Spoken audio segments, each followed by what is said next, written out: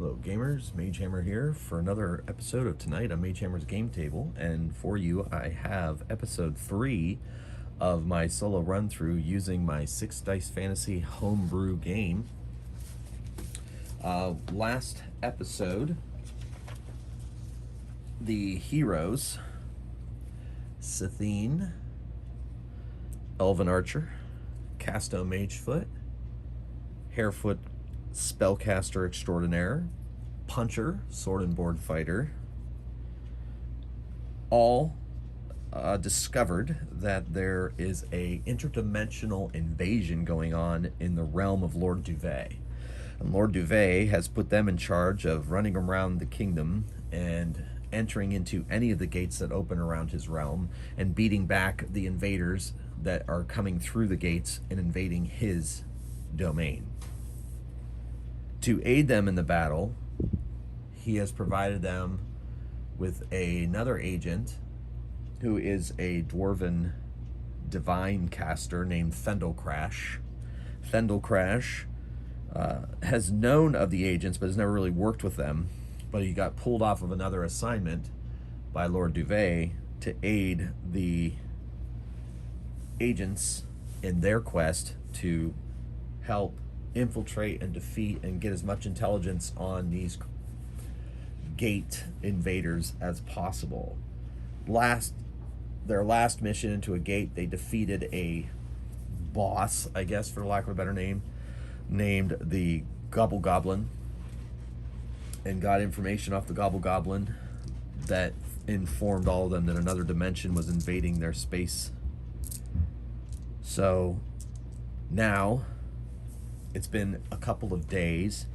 Lord Duvet has stationed soldiers outside that other gate that they cleared out because it hasn't closed, and there were other doors that the agents found that led to other places. The agents decided they were not going to go through those doors, but instead continued on with their mission and defeated the boss of that particular gate.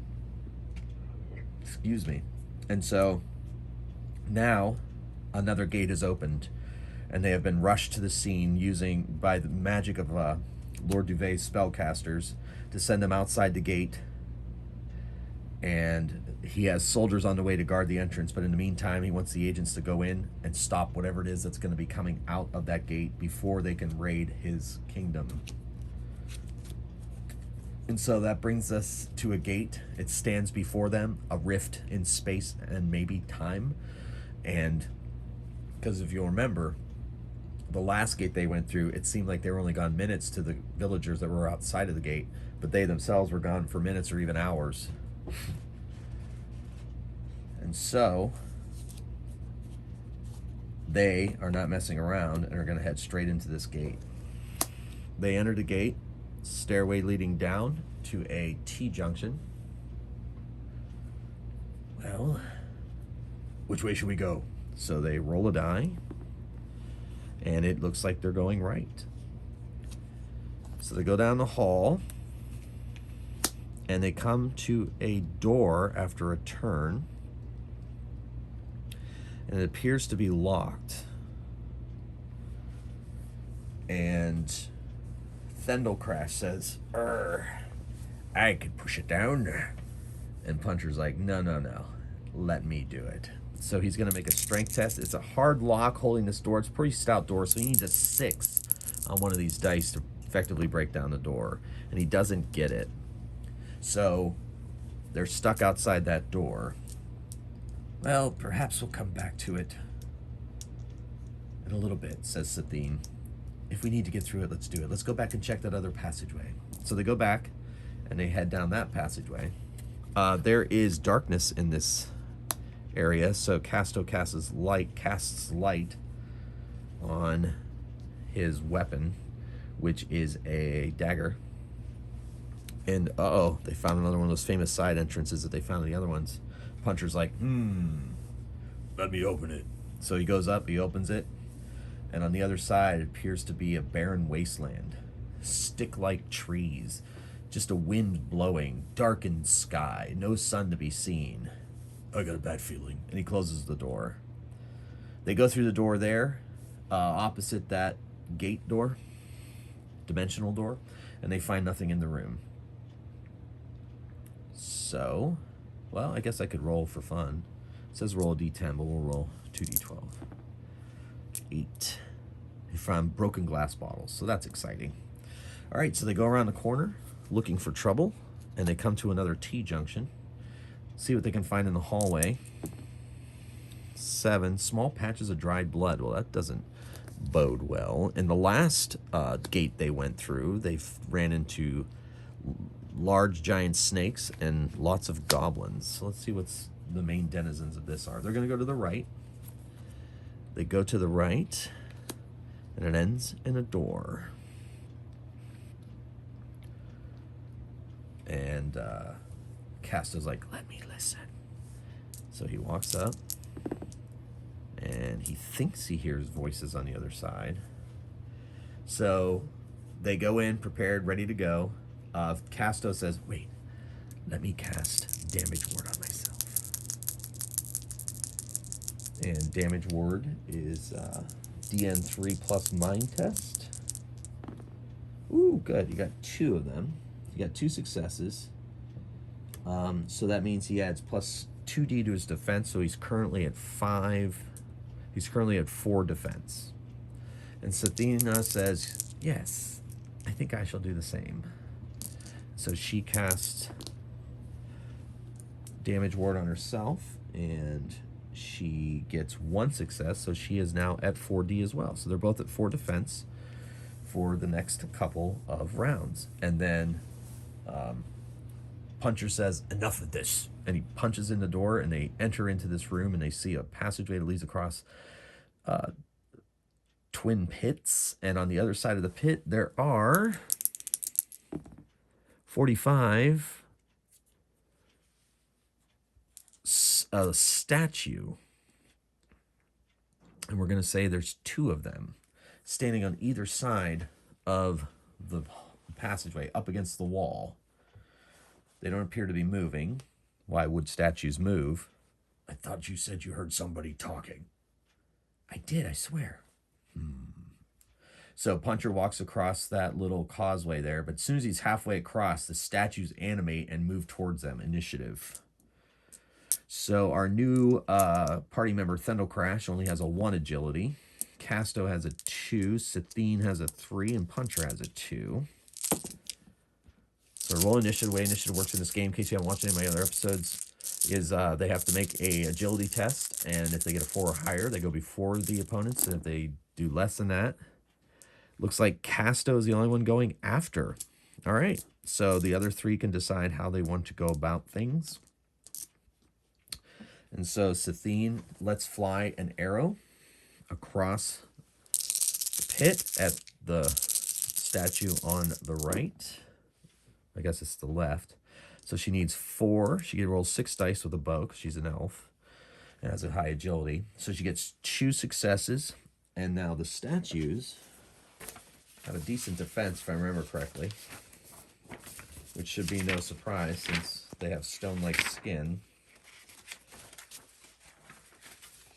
Yes, they have 5 dice defense. So they have to roll 2 4s. They rolled 3. 2 5s and a 4, so they avoid any damage from her arrow.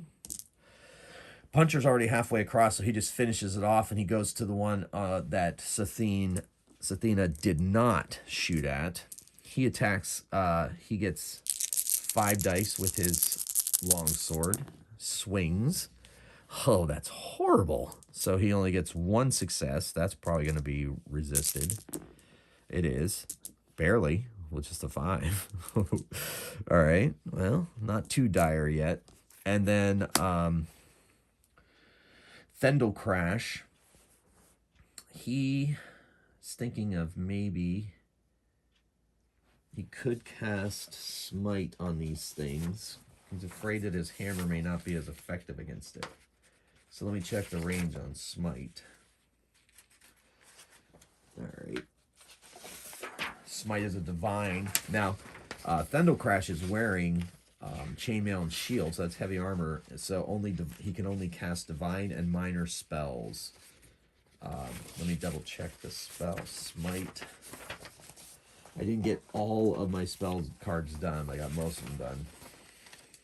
But unfortunately, Smite was not one of them. Okay, so it can depart 60 feet. So they're well within 60 feet.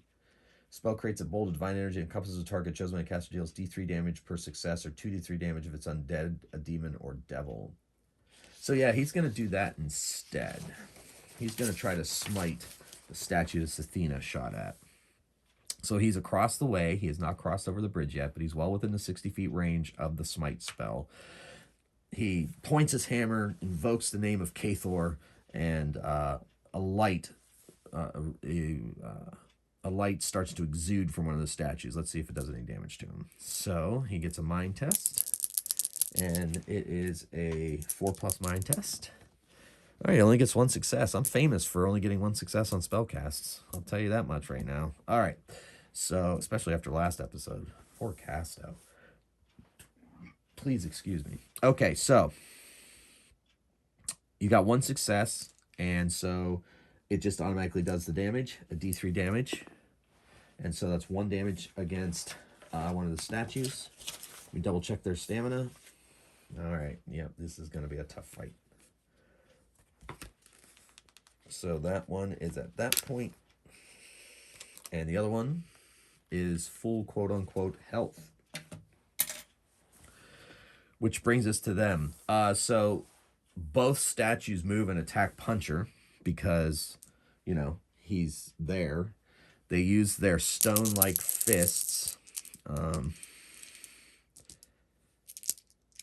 They have 4D, so they can do some damage. So this one gets 2 successes. This one gets 3 successes. Now, I was kind of doing my math wrong last time. Puncher actually has 6 dice defense because Chainmail is heavy armor, which gives him 5 dice, and the shield makes it 6 dice. I think in the past I didn't have Chainmail as a heavy armor, and so when I created those characters, but I had since tweaked it based on playtesting, so he's actually going to be rolling 6 dice for defense. So if you've been watching the series and wondering why that is, that's why. It was a tweaking game a while back, and I have since changed it as I've gone back and reviewed these characters. So anyway, so he gets 6 dice to resist 2. Here needs a 4 or higher.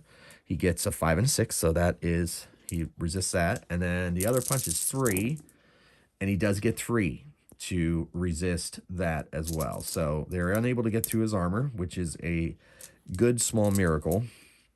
And now Casto is going to fire off a bolt. He's not getting anywhere near these things. So, Bolt, he makes a mind test, and he will get, it's a D4 mind test. These statues are humanoid, by the way. So you may have to look at them a little bit closer next time. So he's going to roll mind test. He has 3 dice in mind, so he rolls it off. Needs a 4 or higher, and would you look at that? Can you see that on camera? That's a 2-2-3 from Casto. So right now, that means he's going to be spell burning. But he is a Harefoot, and every session he gets 3 Harefoot luck rolls to re-roll a die, single die. So he's going to re-roll, use one of those. He has 2 left. Okay, so he fails that, so he's going to take spell burn. He is unable to get his spell off, and so he takes 1 damage spell burn. So he is down to 6 stamina. I don't know. Maybe I need to switch out his dice. I don't know what's going on with him. Maybe he just needs more practice. Okay, so now it's back to initiative. So he rolls 2. Sathena rolls 3. Thendel Crash rolls 1. And Puncher rolls 2. That's their agility dice. Puncher goes after, and everybody else goes before. Well, not to be deterred, Casto is anything if not stubborn, so he decides to let loose another bolt spell at one of the statues. This time he gets 2 successes, so he does 2d3 damage. So that's much better. So he does 4 damage to one of them with the bolt. Say it's the one that's already been worked on. He aimed prudently. Next up is Sathena. She lets fly with another arrow, hoping to penetrate the weird skin of these moving statues. And she gets 4 successes. And these guys roll 5 dice to defend. And they resist 3, so it takes 1. That's the other one that hasn't been worked on. So it kind of takes a chip out of it, the arrow. And you know, the smite seemed to work last time, so he's going to use smite again. He's going to stand in front of this hall, though, in case the statues decide to start coming down their way towards them, and he'll defend those that are there for him. So he lets off the smite spell, and 2d3 damage, 4 damage against the one he's been working on. That one is starting to crumble and crack, so that's good. And then now it is the statue's attacks. They're going to attack Puncher, of course, because they're engaged with him in combat, swinging their stone-like fists. Oh my goodness. All right, this one got 5 successes. This one got 2. All right, he's going to save against the 2. And he does. 2 6s right there. And then he's got to save against the 4 5. He's got to save against the 5. Oh my gosh. 1 2 3 4 5. He did it. He did it. Well defended. Well defended. All right. So now it's his turn. And he is going to attack with 5 dice against the crumbling statue. And he gets 4 successes. The creature gets 5 dice defense and only rolls 3. And that is enough to bring it cracking to the ground into a pile of spongy rubber. Well, stone rubber. Rubbery stone. Is that the term I'm looking for? Kind of dropped Puncher's die over here trying to find it. Well, I guess I'll just get into my trusty box of dice. Bring out another gray one so I can find that one. It won't take too much time. It's kind of blended in with my carpet. All right. Well, these things always kind of happen when we're in the middle of combat, don't they? All right. So he crumbled 1. And now we roll initiative. So he's rolling at 2, Casto 2, Sithena 3, and Thendel Crash 1. Okay, Thendel Crash is going after, Sithena is going before, Punch is going before, Casto is going after. All right, she lets fly an arrow. Well, you know what? No. She's going to let him attack first. So he attacks with 5 dice, swings his sword at the other one, 2 3, 3 successes. And it easily is absorbed through its stony hide. And so Sithena lets fly an arrow. And, ooh, that's pretty decent. 2 4 6 successes. Well, more than likely going to get through a little bit. That's a solid hit. Only absorbs 1, so 5 damage. It felt that one. And then, yeah, so those 2 go before. The statue attacks Puncher and gets only 1 success. So Puncher has to work against that. He's rolled 6 dice, and he gets that easily. And then Castos is going to let fly a bolt. And he does not get the bolt off. So he's going to have to use another Halfling Luck, and he does this time, and doesn't take the spell burn, does 3 damage to it. Not quite enough to take it down. And then, of course, with Smite, with the power of Cathor, Thendel Crash. Smite is also a 4 plus. Yeah, so he failed, so he takes Spellburn. 3 Spellburn damage. Yikes. Spellcasting is a risky proposition, folks. So the statue is there. We go to initiative. This is probably be the final round. I assume this thing is going to go down. It's really cracked pretty badly on its stony hide. So let's roll initiative. All right. Everybody goes before it does. So he's right there in its face. So he lets off with his long sword. 4 successes. And It gets 5 dice, and it saves against 3, takes 1, and cracks to the ground in a pile of rubble. Strange stone-like concoction. So he starts searching around there, and I came up with treasure tables in the interim since my last episode. So we're going to roll to see if there's any treasure. Rolled a 3, so they find no treasure here. Nothing else of interest, some bones in the corner. So they go through the door, and they decide to go down this hallway here. See, are we off the, we're not off the camera yet. All right, so this would be the last way out. And so we'll just leave that. I usually would switch it for a king, but this has a side entrance that's just going to lead downward. We'll just say it leads downward. All right, and it doesn't appear as if there's any monster. So we search these rooms and find nothing. Sathina says, we do have that one door back there we didn't look through, but let's take these stairs down. All right, so I'm going to clear this for this simplicity's sake. Remember that they have the magic pool. I'll leave that one out. And if they'd like to go back and check out that door, if they don't find anything down here. I haven't really found anything too interesting here. So they go down the stairs and they're met with 3 sets of double doors. They decide to go straight on through.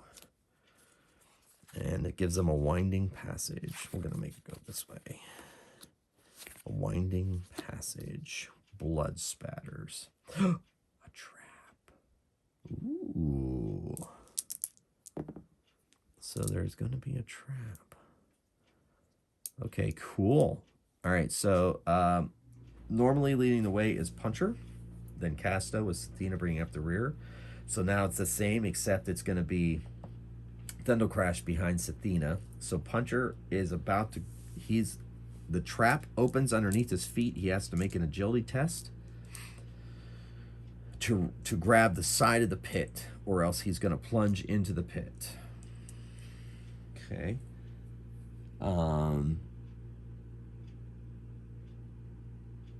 Okay. So here goes. He has a 2 agility. And he makes a success, and he grabs onto the sides of the pit. He's on the far side of the pit, and he pulls himself up. After a few moments, the pit resets itself. Careful, first step's a doozy. So, well, how are we supposed to get over there? And Casto's like, I do not have any spell that allows me to fly. Nor do I, said Thundel Crash.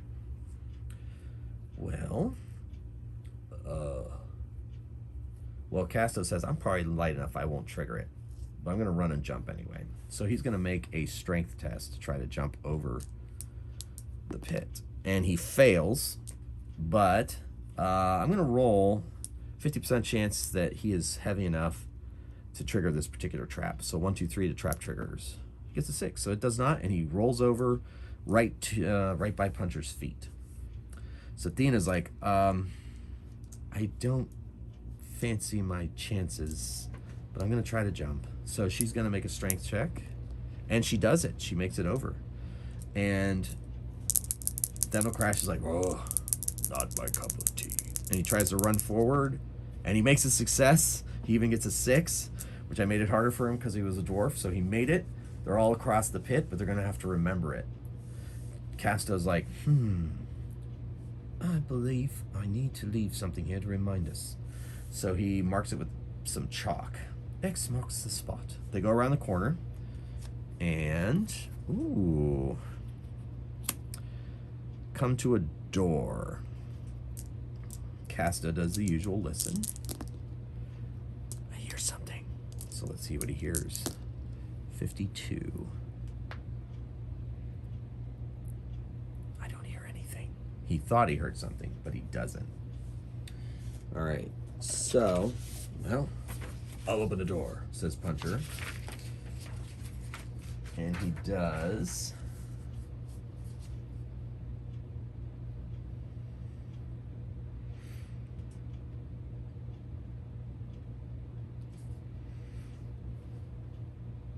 All right. I think, yeah. So they go inside. And the shadows dance in the light of Casto's spell. There's some barrels, and let's look at the barrels. So they head towards the barrels, and Thendel says, I got a bad feeling about this. And it's gonna roll randomly. 1, 2, 3, 4, 5, 6, or let's see. All right, so 1, 2, 3, it's these two. 4, 5, 6, it's these two. All right, so it's those two. 1, 2, 3, 4, 5, 6. All right, Athena is standing there, and Thendel has been looking around the room and goes, oh, shadow. And so a shadowy form reaches out of the shadows and tries to take a swipe at Athena. So,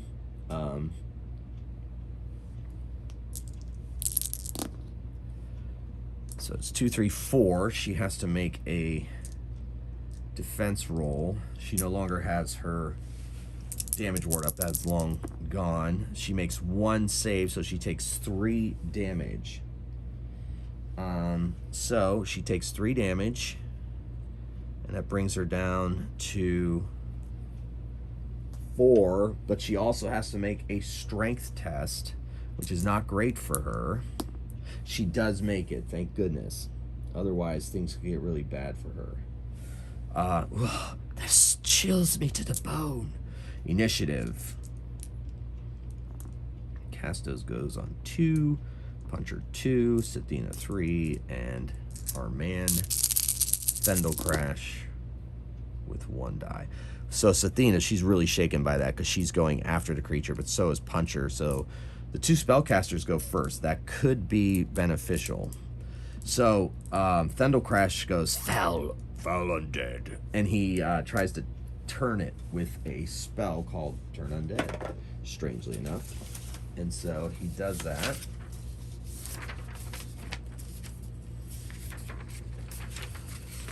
So he points his holy symbol of Kathor at this creature and makes a mind test. Oh my goodness! And he takes Spellburn, 2 damage. He's gonna have to heal himself next time. Well, so much for that. And then Casto's like, oof. He's trying to decide whether, because he can kind of see the shadow shifting, so he can see it to cast a spell at it. But he's a little freaked out and was thinking about casting a Force Globe on himself.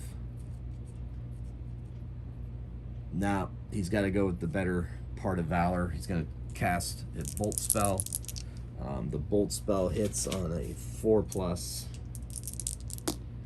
And he gets 1 success, of course. 1 success, Casto is your new name, pal. And he does 3 damage, at least that's respectable. The shadow seems to recoil from the magic that slams into its incorporeal form. And so now it's attack, and it decides it wants to continue to feed on Sathina, so it takes a swipe at her for 3 successes. She's trying to... It's rough on her. So she's got 3 dice for defense. She only saves 1 of them, so she takes 2 damage more, and then she has to make a strength test. And she does not. She rolls a 3. So now any strength test she has to make, she makes at a plus. She makes it 5+ instead of 4+. So she's weakened. And so that brings us now to her. She swings about with her short sword, but knows that that's probably not going to do anything. So she casts Shove to try to get this creature away from her, because she knows that magic will affect it. So she casts a spell. She has a mind of 2, and she gets 1 success. So we must make a quality test against 1. Okay, 3 plus the amount of successes, so 1. So 4+, has to make a 4+ strength or quality test, or be pushed away. And it makes it, so it does not, her spell does not do anything to it. Okay. So she is still in mortal combat with the shadow. And that brings us to Puncher. He doesn't really have anything. He doesn't think that his sword is going to be able to affect this thing at all. So he gives a healing potion to Sathina. Come here. He moves over to her and pours it down her throat, and she is completely healed back to 7 health. But her strength is still reduced for now. So that's good. He is down to 1 healing potion. They have 2 each, and they also have a spellcaster who can cure stuff. All right, so now we're rolling initiative again. And so we shall see what we come up with, what the future holds for our heroes. All right, so Thendel Crash and Puncher go after the shadow. Sathina and Casto go before. Casto's going to bolt it. Gets 2 successes and does 4 damage. The shadow does not like that at all. And Sathina is going to try to shove it away again. And she gets 1 success. Shove it away with magic, of course. And so it must make a quality test of 4+. And it doesn't, so it pushes it back 10 feet away from it. And does 1 point of damage in the meantime from the force that slams into it, into its incorporeal form. So it decides it's going to attack her again. They get obsessed, so they attack. So it moves towards her again and attacks, and gets 4 successes. This is going to be bad. She only gets 1, so that's 3 damage. Oh boy. And so she has to make a strength test at 5+. Okay, she makes it, so she doesn't lose any more strength to its hideously chilling touch. But she's shivering. She's messed up. Now, he's going to try, Thendel Crash should probably heal himself, but he's not going to. He's going to smite this creature, use the radiant power. I think with smite, if it's an undead or demon, right, it does double damage, 2d3 damage each success, which is, I believe, what I have. Yes. So he's got 2 successes, so that actually does 2d3. So, oh my gosh, 3 and 2 for a total of 5 more damage. And that finishes off the shadow. It dissipates into nothingness. And Sathina is just shivering. She just can't seem to get warm. Oh, poor Sathina. All right, so they see if there's any treasure in this room. And there is not. So they go back, and they decide to go to the left this time. Let's see if that takes us off camera. Oh, my goodness. I'm going to switch. I don't know. Let's do it. It's a long haul. It might take me off camera. We're just going to have that be a dead end because of the camera. Well, I might have space for one more card. Anyway, so they're walking down the hall, single file, in that predetermined marching order. And there is a creature as they turn the hall. And it is humans. So there are 5 humans dressed in raggedy clothes with light weapons. And they're like, and they're speaking a language that they don't understand. And they rush them. They attack. It's initiative. There's no parlay, no nothing. They just attack. They're probably some kind of guards or something. So, rolling initiative. Oh my gosh. All right, so only Puncher. Oh, no, Sathina goes first. So she brings up her bow and lets fly at the first one. And she gets 4 successes. And these people dressed in light armor don't have much going on. They might be a little bit dodgy. We'll see. Dodgy in more ways than one. A little British humor, maybe? All right, so... Oh, my goodness. I really have to organize this better. Okay, so...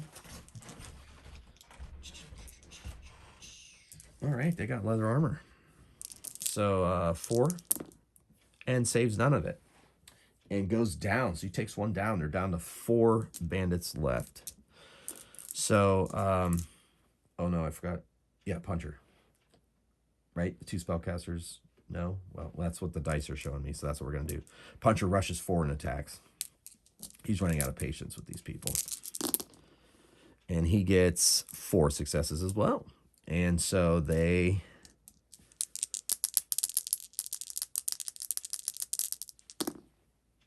This one's a little luckier than the other one. So take that 2, so it takes 2 damage. And he takes a glancing blow and is still coming on to attack. All right.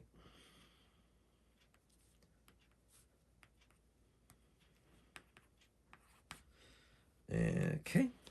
And so they attack now.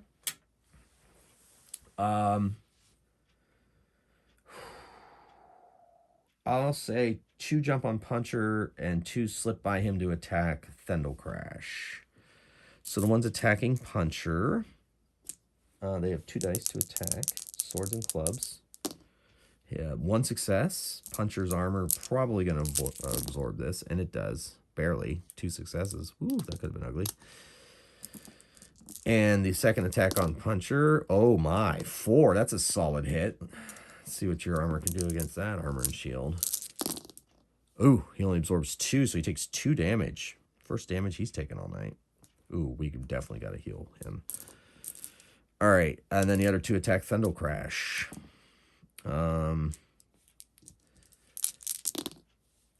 2 successes and no successes. So Thendel Crash has a 5 armor. No, he has 6 armor as well. And he easily absorbs that. All right, so now it's his turn. He is going to attempt to heal himself. He's starting to feel a little dodgy. So in the midst of battle, calls upon Kathor and asks for the healing light to whoever him.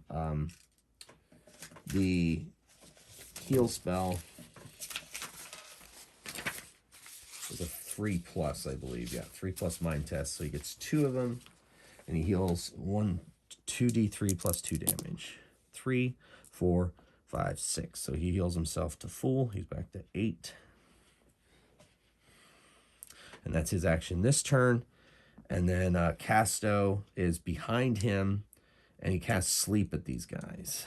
We know how good he is at sleep. Oh, 1 success. So he puts 1d3 plus 1 stamina. Of course it's a 1. So that's 2 stamina. He puts 2 stamina. 2 stamina, which is not enough to put anybody to sleep. So he basically fails initiative.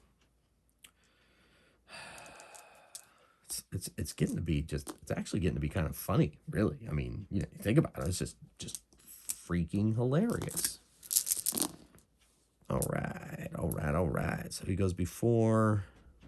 He's going before. I remember what that was, but looks like they're all going before. Yes. Okay, everybody's going before the bandits. So Puncher, let's fly. He's got no patience for this. Swings his sword. Oh my goodness, 5. But the bandit's gonna be able to avoid that. 5, 4. He drops another one.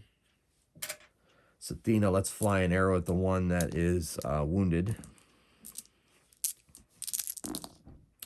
She only hits 1 success. Oh no, 2. Whew, 2 successes might be enough. And it gets 1 success, so it's still up. Just took a grazing blow, but it's got a little bit of blood going. The bandit. These are all male bandits. But like I said, they're speaking a foreign language they just don't understand. And then Casto, let flying a bolt. And he gets 2 of them. And he does 3, 4, 5 on 1. He basically is bolting one of them and drops one that's fighting Thendel Crash. Thendel Crash brings his Warhammer up and tries to smash the one that's fighting him. He gets 5d with his Warhammer. Because he gets 2 strength, 2 for the Warhammer, and 1 because he's a dwarf. Ooh, nice. So he gets 5 successes. That might just do it. Well, the bandit rolled 2, so it only takes 3 damage. So he's still up and fighting. I think that's everybody. So now I'll go back to initiative. Puncher, Satina, Thundel Crash, and our boy Casto. Initiative. Casto goes after, as does Thundel Crash. The other two don't. They go before. So it's going to be Satina's going to let fly an arrow at the one that's fighting Thundel Crash. Not bad. Not bad shot. That was a 5. So 2, 3, 4, 5. This is probably going to bring this one down. And it saves none of them. It goes down. He goes down for sure. And then Puncher swings his sword at the one that's been trying to take him down and end his life. Ooh, 4, 5, 6. Yeah, that's pretty much the end of this one. Absorbs one of them, takes 5 damage, and drops. Let's see if they had any treasure on him. Oh, 6, 8. Or 6. So 3d6 gold times d6. So 9, 10 times 2. So 20 gold. And then, ooh, one of them has a magic item. I wonder if it knew it had it. And we add 2 quality to its roll on this table. 8, 10. Oh, wait. 26. 26, 31, 32. Ooh, he's wearing a nice ring. Casto's like, let me see that. Cast Detect Magic, it glows. So Casto takes the ring and puts it on. So basically what he has found, and he knows it after wearing it for about a half hour, is he has found a ring that is a magic focus. And what this magic focus does is it adds 1 die to his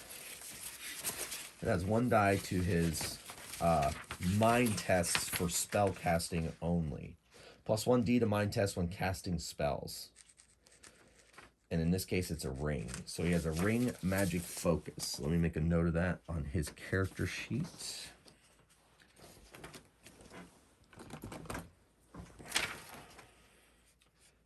Magic focus. So yeah, plus 1d spells. Well, that'll come in handy. And that bandit probably didn't even know what he had. Just thought it was a pretty ring. It's actually a nice little magic item. All right. So they got the gold and they got some treasure. So that is, I'm going to make that a dead end. They're going to go back through this hall here.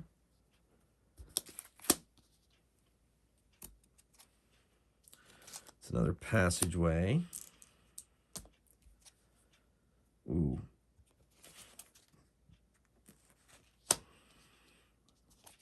Another passageway, still on camera. As they approach, they hear things, and the monsters are say, hush, hush, hush. They see the light coming down the hall. So let's see what these are. 13. Oh, boy. So they come around the corners. 3 big, hairy beasts armed with morning stars. Dun, dun, dun. So they're doing pretty well clearing. Their mission basically is to clear out whatever they can out of these places to help cut down on the number of invaders they're going to be pouring out of these gates. What I don't understand is why they don't have a concerted army or a leader leading them out. When the last group did, they had Gobble Goblin. True, but hasn't been the case in this gate. So who's opening these gates? And this is their idea of an invasion? Ridiculous. Well, we're just here to investigate and gather information.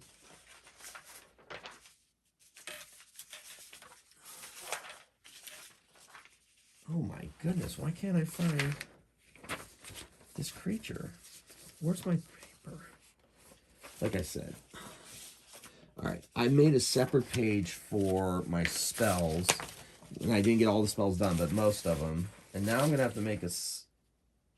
I mean, I do technically have a separate page for for monsters, but I can't seem to find the first page of monsters. It's numbered too, so yes, I numbered my game as any good game designer should. Oh, here it is. It was buried under my other papers. Oh my goodness. I'm so sorry for all the shuffling around of papers, folks. I know it kind of disturbs the narrative, but hopefully you can get right back on track with me when you see what they're fighting. 2 of these things. No, let's make it fun. 3. Big, hairy, ugly, morning star wielding brutes. And they're speaking Goblin. Goblin's a language that they can understand, but for whatever reason, the humans speak another language. So that's an interesting fact that they are gathering, information they're gathering. The bugbears are not having it. It's initiative. The bugbears run forward with their morning stars, the 3 of them, the 3 brutes, ready to go. So here we go. They smell like wet fur. Okay, so Puncher after the critters, Casto before, Sathena before, and Thendel Crash. You know, for one agility person, he goes before the monsters quite a bit. I like it. I like it a lot. All right. Casto's not going to... Well, Casto gets to use his new magic foes. He gets to roll 4 dice. So they're not quite on them, so he's gonna cast Blast at them. Try to do some damage before they get to him. Soften them up a bit. Maybe even drop them. All right, so Blast. All right, so it's a mine 4+ test. Oh, yeah, that magic focus made all the difference. Look at that, 4 successes. All right, so now he's going to use fire. Explodes, it hits them. 1d6 for each, adding these rolls together. All right, so they're going to make a quality test to avoid for half damage. Let's see how much the blast does. Oh, yeah, baby. 18 damage. And they need to make a quality test. 18 damage for half.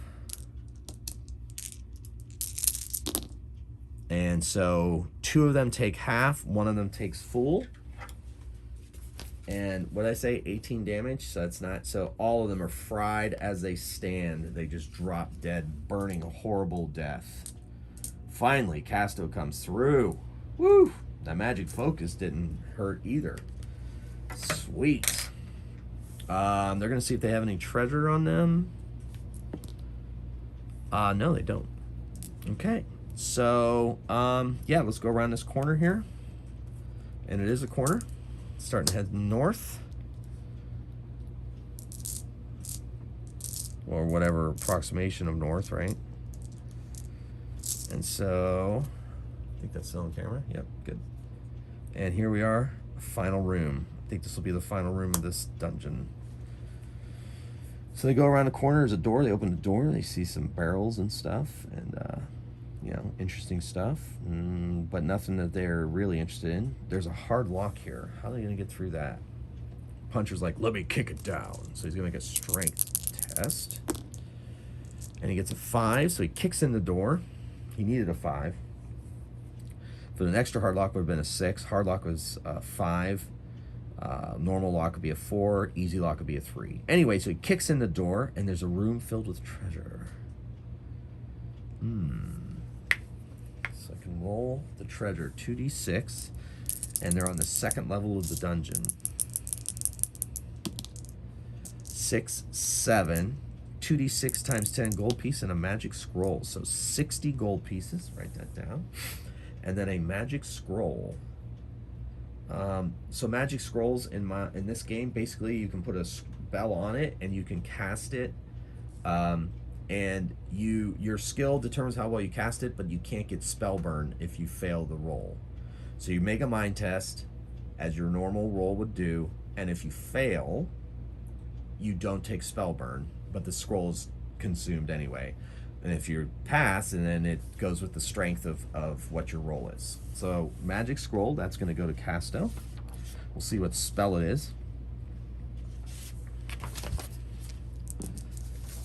Okay, 1, 2, 3, 4, 5 resistance spell. So he has a resistance scroll. Nice. Resist scroll. All right. Well, they go back. They go back to the magic pool room. Puncher tries to kick down the door again. He does it. They go in. That's all they find. They don't want to touch the pool. Touching pools is not a good idea. And it looks like, beyond the fact that they have... Oh, they didn't open this door to another dimension. Puncher, of course, has to open it. So he opens it, and it is cold, very, very cold blizzard going on, so he closes it immediately. None like that either. All right, let's leave. So they go back out upstairs, check out the magic pool, decide not to drink from it, and head back out. By the time they get there, it's almost as if they barely left. They look at the sun in the sky. Well, guess we wait here at guard gate and see for the soldiers come, because, you know, Lord Lovett is putting soldiers in front of every gate that comes his way.